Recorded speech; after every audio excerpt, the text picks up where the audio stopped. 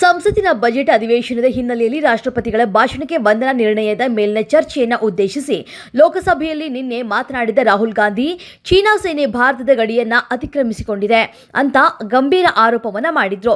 ರಾಹುಲ್ ಗಾಂಧಿ ಸದನಕ್ಕೆ ತಪ್ಪು ಮಾಹಿತಿ ನೀಡಿದ್ದಾರೆ ಅಂತ ಆರೋಪಿಸಿರುವಂತಹ ಬಿಜೆಪಿ ವಿಪಕ್ಷ ನಾಯಕನ ವಿರುದ್ಧ ಹಕ್ಕುಚ್ಯುತಿ ನೋಟಿಸ್ ನೀಡುವುದಕ್ಕೆ ಚಿಂತನೆ ನಡೆಸಿದೆ. ಗ್ಯಾರಂಟಿ ಯೋಜನೆಗಳಿಂದಾಗಿ ಕರ್ನಾಟಕದಲ್ಲಿ ಅಭಿವೃದ್ಧಿಗೆ ಹಣವಿಲ್ಲ ಎಂಬುದನ್ನ ಆಡಳಿತ ಪಕ್ಷದ ಶಾಸಕರೇ ಹೇಳ್ತಾ ಇದ್ದಾರೆ. ರಾಜನೀತಿ ಸಲಹೆಗಾರ ಬಿಆರ್ ಪಾಟೀಲ್ ಸಹ ಗ್ಯಾರಂಟಿಗಳಿಂದಾಗಿ ಅಭಿವೃದ್ಧಿ ಸಂಪೂರ್ಣ ಸ್ಥಗಿತಗೊಂಡಿದೆ. ರಾಹುಲ್ ಗಾಂಧಿ ಅವರ ಮೇಲೆ ಇಂಡಿಯಾ ಮೈತ್ರಿಕೂಟದ ಸದಸ್ಯರಿಗೆ ನಂಬಿಕೆ ಇಲ್ಲ ಅಂತ ಕೇಂದ್ರ ಸಚಿವ ಪ್ರಹ್ಲಾದ್ ಜೋಶಿ ಹೇಳಿದ್ದಾರೆ. ಅಕ್ರಮವಾಗಿ ಅಮೆರಿಕ ಪ್ರವೇಶಿಸಿದ ಒಟ್ಟು 205 ಭಾರತೀಯರನ್ನ ಗಡೀಪಾರು ಮಾಡಿರುವಂತಹ ಡೊನಾಲ್ಡ್ ಟ್ರಂಪ್ ಆಡಳಿತವು ಈ ಅಕ್ರಮ ವಲಸಿಗರನ್ನ C-17 ಮಿಲಿಟರಿ ಯುದ್ಧ ವಿಮಾನದಲ್ಲಿ ಭಾರತಕ್ಕೆ ರವಾನಿಸಿದೆ. ಈ ಕುರಿತು ಮಾಹಿತಿ ನೀಡಿರುವಂತಹ ಭಾರತದ ವಿದೇಶಾಂಗ ಸಚಿವಾಲಯ ಸ್ವದೇಶಕ್ಕೆ ಮರಳುತ್ತಾ ಇರುವಂತಹ ಭಾರತೀಯರ ಗುರುತು ದೃಢೀಕರಿಸಲಾಗಿದೆ ಅಂತ ಸ್ಪಷ್ಟಪಡಿಸಿದೆ. ಇದು ಗಡೀಪಾರು ಪ್ರಕ್ರಿಯೆಯಲ್ಲಿ ನವದೆಹಲಿಯ ಪಾಲ್ಗೊಳ್ಳುವಿಕೆಯ ಸ್ಪಷ್ಟ ಸೂಚನೆಯಾಗಿದೆ.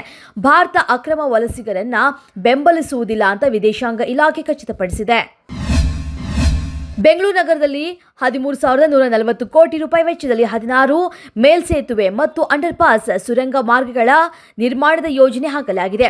ಮುಂಬರುವ ರಾಜ್ಯ ಬಜೆಟ್ನಲ್ಲಿ ಇದಕ್ಕೆ ಅನುದಾನ ನಿರೀಕ್ಷಿಸಲಾಗಿದೆ.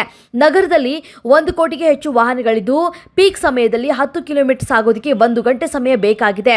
ವಾಹನ ಸವಾರರು ದಿನದ ಬಹುಪಾಲು ಸಮಯವನ್ನ ರಸ್ತೆಗಳಲ್ಲಿಯೇ ಕಳೆಯಬೇಕಾದ ಸ್ಥಿತಿ ನಿರ್ಮಾಣವಾಗಿದೆ.